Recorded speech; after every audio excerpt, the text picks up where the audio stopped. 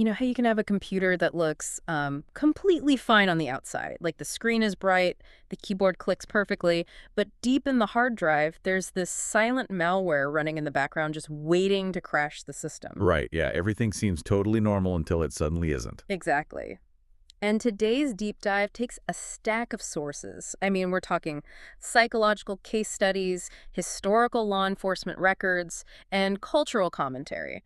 And we're pointing them directly at the ultimate human version of that malware, which is Ted Bundy. Yeah, we are definitely going way past the standard true crime trivia you probably already know. Mm. We really want to unpack how a seemingly ordinary guy manipulated the justice system and how he actually catalyzed major reforms in American law enforcement. And also why society still struggles with, romanticizing his deeply mediocre reality, which is fascinating. It really exposes this terrifying vulnerability, I think, this Right. collective assumption we all have about what a monster is actually supposed to look like. So I want to start with that malware in his head, the psychology of it all, because his upbringing was notoriously fractured, right?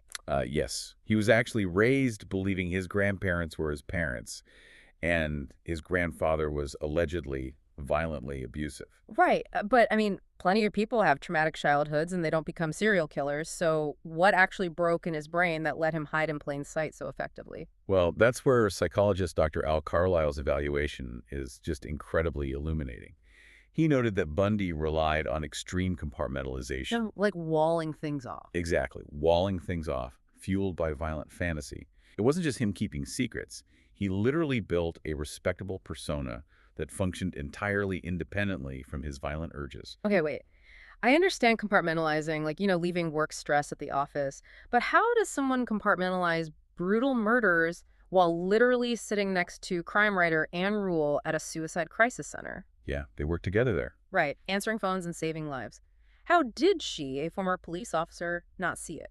Because the facade wasn't an act. It was a fully realized parallel operating system. To his colleagues, he wasn't a killer pretending to be a nice guy. He actually was the nice guy law student. Wow. So his ability to isolate his empathy from his pathology was just absolute. Completely absolute. Uh, And that essentially turned him invisible to the people who should have spotted him first, which, of course, completely blinded the justice system in the 1970s. Oh, the justice system blind spots were massive. We all know the famous escape stories. The library window. Yeah, jumping out of a second-story law library window in Colorado while acting as his own attorney, or later on starving himself to squeeze through a hole in the jail ceiling. Right. But what blows my mind isn't the physical escapes, it's the sheer institutional arrogance. Yeah. They let a murder suspect wander around a library unshackled simply because he wore a suit? Precisely. The system treated him like a respectable colleague who made a mistake, rather than a dangerous predator. And that fragmented system is exactly how he evaded capture for so long, just by crossing state lines.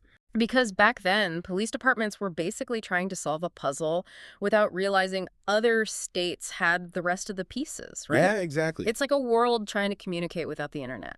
That is a great way to look at it. Mm. But his cross-country spree broke that isolation. It was the direct catalyst for the FBI creating VICAP.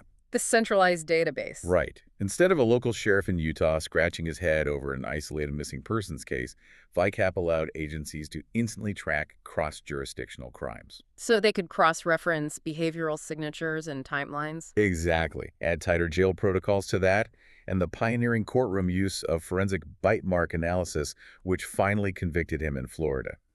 You see how his actions directly forced the creation of modern investigative infrastructure. Okay, so the physical system upgraded, Mm-hmm. but culturally it feels like we learned absolutely nothing. What do you mean?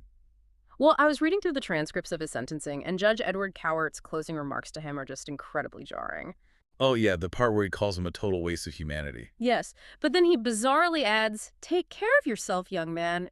And he genuinely lamented that Bundy would have made a good lawyer. It is wild. But that exchange is the perfect distillation of how society romanticizes him. Even the judge couldn't fully let go of the respectable young man illusion. It's so disturbing. It really is. That's why one of the most refreshing perspectives in our sources is a Guardian op-ed. The author completely dismantles this evil genius myth. So he wasn't a mastermind. Not at all. The op-ed argues Bundy was just a deeply mediocre, sociopathic man whose only special trait was horrific violence against women.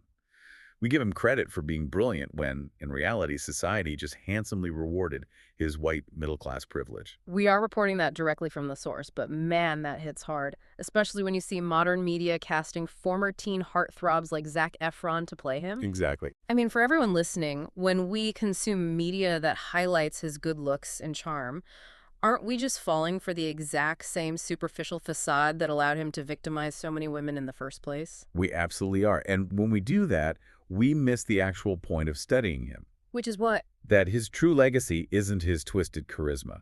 His legacy is the lasting infrastructure of public safety. From centralized databases to the modern victims' rights movement, all of that had to be built from scratch to stop him. Right. We're finally recognizing the malware, not praising the shiny computer case. Which leaves us with a final thought for you to explore on your own. Yeah, think about this. If Bundy's brilliance was largely an illusion, fed by society's bias about what a monster should look like, how many dangerous people might be hiding in plain sight around you today? Just completely shielded by the assumption that evil always looks the part.